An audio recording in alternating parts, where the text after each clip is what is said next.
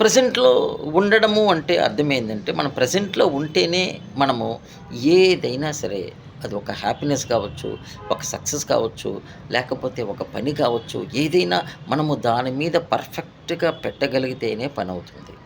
ఇప్పుడు మీరు చూడండి, yesterday is a history, tomorrow is a mystery and today is at your hand. See, whatever the work that you do with full concentration, the results are really amazing. So that we must be always in the present. మీరు చూడండి, future అని మీరంటారు.